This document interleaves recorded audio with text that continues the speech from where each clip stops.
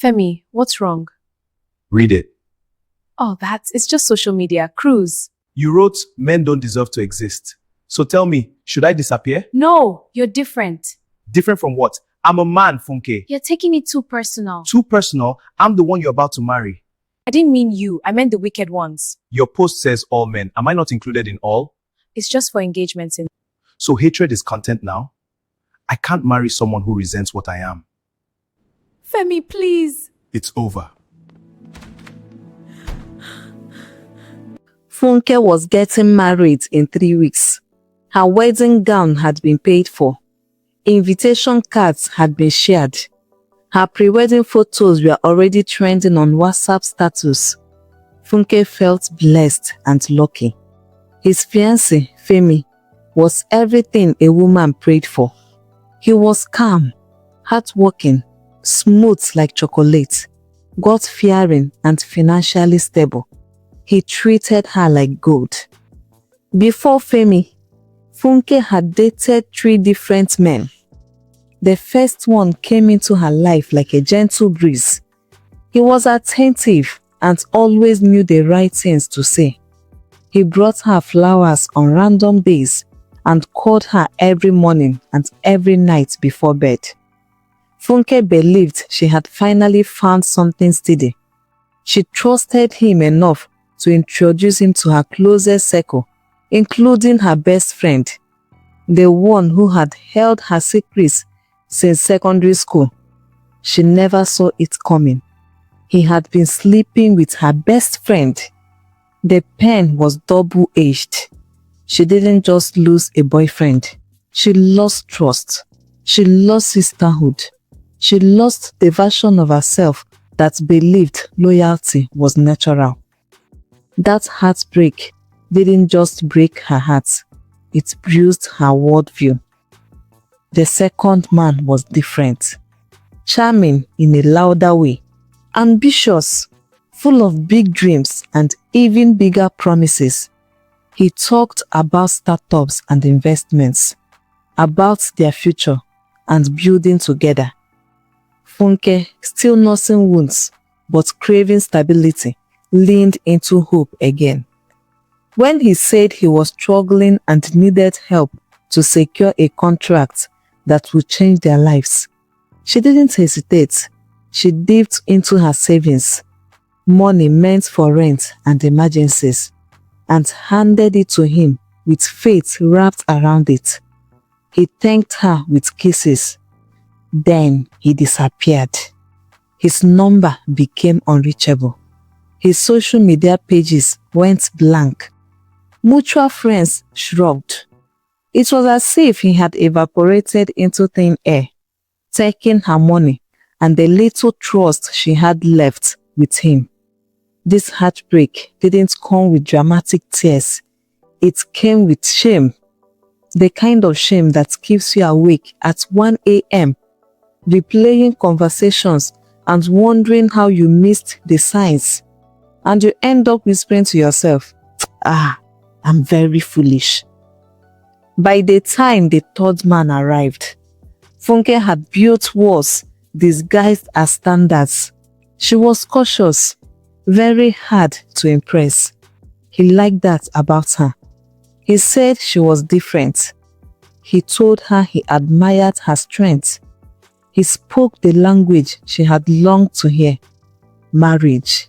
He involved his family, took her to weddings, called her my wife in public. He let her imagine her shabby colors and guest lists.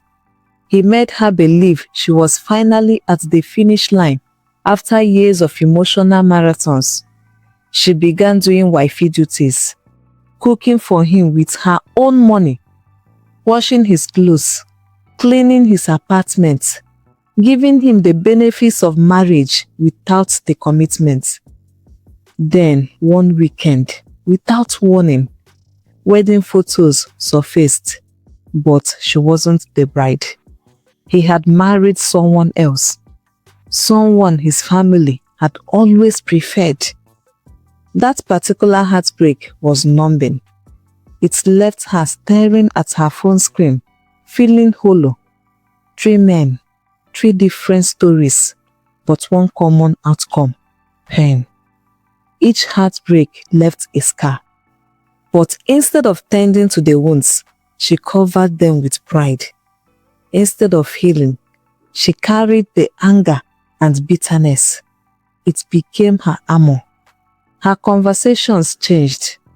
Men are scum, she would say. Never trust them. They only use women.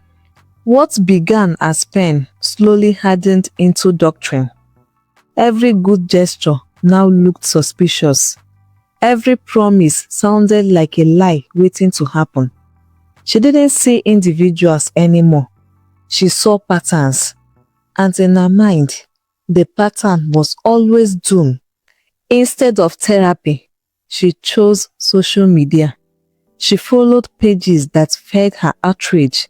She reposted posts about never needing a man, about men being worse than wild animals and should go extinct. She laughed at memes that mocked love. She found comfort in comment sections filled with wounded people validating each other's bitterness. She was venting all her annoyance on comment sections and posts. It felt empowering, but it wasn't healing. Deep down, beneath the anger and the online bravado, Funke was still a woman who wanted love, still someone who wanted partnership, still someone who wanted to believe again. So when Femi came along, he didn't just meet Funke, he met her scars, her walls, her suspicion, her unresolved heartbreak disguised as strength. It took her a long time to agree to date Femi. She didn't say yes immediately. She watched him, studied him, questioned his consistency. She expected the red flags to eventually show up, the lies, the manipulation, the sudden change in behavior. But they never did. With time, she grew to love Femi because of how good and honest he was. There was no performance with him. No sweet words followed by suspicious actions. What he said, he did. What he promised, he kept. He treated her with patience, respect, and a kind of gentleness she had never experienced from men. Slowly, she realized he was unlike all the men she had known before.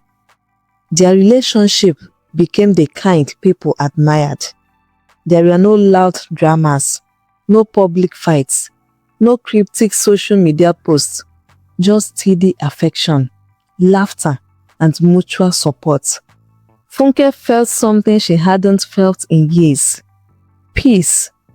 With Femi, she didn't feel like she was waiting for disaster to strike. She felt loved. When he proposed, it was everything he had once prayed for. Nothing extravagant, no crowd, no spectacle, just a quiet evening, soft lights, and sincerity in his eyes. Romantic in the simplest way. It felt personal, intentional, and safe. And for the first time, Funke believed she had finally chosen right. Now, Femi wasn't really the social media type. He barely posted, barely commented. His account was mostly there for work updates and the occasional birthday shoutouts. 3 weeks to the wedding, his cousin sent him a screenshot. "Bro, is this your fiancé?" Femi frowned before opening the image. It was Funke's verified account, and the tweet at the top read, "Accuse any man beside you. They deserve to suffer." Below it were hundreds of laughing reactions, retweets, comments cheering her on. Femi felt something tighten in his chest. He didn't reply immediately. Instead, he went to her page. He scrolled and scrolled and scrolled. Each post was worse than the last. Men don't deserve to exist. Never respect a man too much. All men are trash, including the so-called good men. I feel happy seeing a man in pains. To make matters worse, his cousin kept sending more screenshots. See this one. Check the comments under this. Are you sure you want to marry someone that thinks like this? His hands went cold. It wasn't just embarrassment. It wasn't just shock. It was confusion. Because the woman he knew in real life was soft with him. Tender, appreciative, peaceful. But the woman online sounded bitter, angry, and hateful. A question crept into his mind. Was he truly different to her? Or was she setting a trap for him to fall in so she would show her real self? That night, he went to her apartment. There was no usual smile when she opened the door. No playful hug. His face was too serious. Funke, he said quietly, holding up his phone. Is this you? She glanced at the screen and laughed casually. Oh, that? It's just social media. I don't mean it. You don't mean it? It's just vibes. It's for engagement. He stared at her. You said men are useless. Am I also useless? No. Ah, Femi, you are different. I'm a man. Your Funke. post says all men. Too personal. I'm the She one you're rolled about to her marry. eyes slightly. You are being too sensitive. It was in that moment she noticed something shift in his expression. He wasn't angry. He wasn't shouting. He was hot. And when she finally saw how serious he was, fear began to creep in. Femi, it's not that deep. She tried to soften her tone. You know I don't see you like that. But he shook his head slowly. It's that deep, Funke. These aren't jokes. These are beliefs. And I can't marry someone who secretly resents my existence. Her heart began to race. Femi, please.